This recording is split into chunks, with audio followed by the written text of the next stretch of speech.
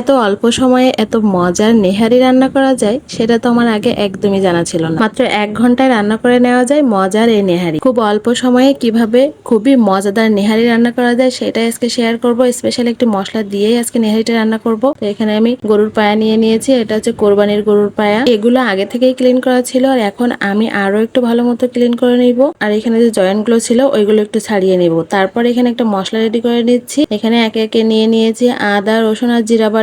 এই মশলাগুলো আমি পাটায় ভালো মতো বেটে নিয়েছি। তারপর এখানে নিয়ে নিয়েছি পরিমাণ মতো হলুদ, লবণ, মরিচ আর ধনিয়ার গুঁড়া। আর নিয়েছি কিছু আস্ত গরম মশলা। এখানে এলাচ, দারচিনি, লং আর কয়েকটা গোলমরিচ ছিল। আর এখানে স্পেশাল একটা মশলা তৈরি করব, তার জন্য জিরা আর 2টা এলাচ নিয়ে নিয়েছি। এখানে নিহারির পরিমাণ ছিল 1 কেজির একটু কম, সেই অনুপাতে আমি মশলাগুলো ব্যবহার করেছি। নিহারি রান্না হতে কিন্তু অনেক সময় লাগে, তবে আমাদের হাতের অত সময় কোথায়। প্রেসার কুকার নিয়ে নিয়েছি। প্রেসার কুকারে পায়াগুলো দিয়ে এখন মশলাগুলো দিয়ে দিচ্ছি। যেহেতু মশলাগুলো পরিমাপ করে নিয়েছি তাই একটু মশলা নষ্ট করতে চাচ্ছি না। প্লেটটা ধুয়ে আমি এখানে অল্প একটু পানিও ব্যবহার করেছি। সাথে এখন পেঁয়াজ কুচি দিয়ে দিয়েছি আর এগুলো এখন ভালো মতো একটু মিশিয়ে নিচ্ছি। আমি একটা স্পেশালের সাহায্যে ভালো মতো মিশিয়ে নিচ্ছি। হাত দিয়ে মেশাতে গেলে কিন্তু কেটে যাওয়ার ভয় থাকে। যাদের হাতে একদমই সময় নেই বা যারা নেহারি রান্না খুব বেশি ঝামেলার মনে, তারা কিন্তু চাইলে এইভাবে একবার ট্রাই করে দেখতে পারেন। সবকিছু ভালো মতো মিশিয়ে আমি এখানে পরিমাণ মতো পানি দিয়ে দিয়েছি। নেহারিতে তো ঝোলের পরিমাণটা একটু বেশিই থাকে, সেই অনুপাতে পানিটা এখানে ব্যবহার করেছি। আর এখানে 1 টেবিল চামচের মতো তেল ব্যবহার করেছি।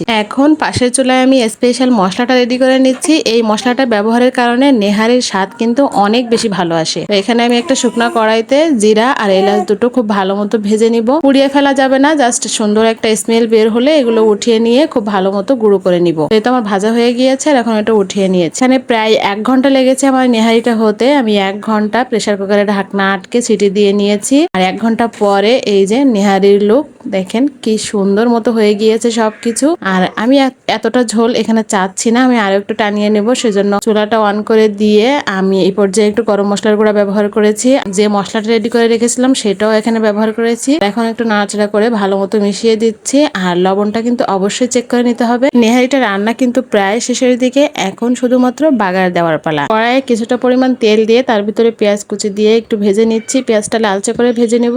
পেঁয়াজটা পুড়ে গেলে কিন্তু নেহারি খেতে তিতা লাগবে, তো সেজন্য খেয়াল রাখতে হবে যাতে পুড়ে না যায়। আর এই পর্যায়ে আমি এখন নেহারিটা ঢেলে দিয়েছি। এখন শুধুমাত্র সবকিছু মিশিয়ে নিলেই আমার রান্নাটা হয়ে যাবে। সবকিছু কিন্তু খুব ভালো মতো সিদ্ধ হয়েছে, ভিতর থেকে সবকিছু খুব ভালো মতো বের হয়ে এসেছে। দেখেন একদম খাওয়ার জন্য কিন্তু একদম রেডি। এটা খুবই অল্প সময়ে আমার নেহারি রান্নাটা কিন্তু হয়ে গিয়েছে। আর যেহেতু নেহারি করেছি সাথে ভাবলাম রুটি করে নেই। যদিও এটা চালের আটা রুটি দিয়ে খেতে অনেক বেশি মজা লাগে, তবে আমি রুটি অত ভালো বানাতে পারি না।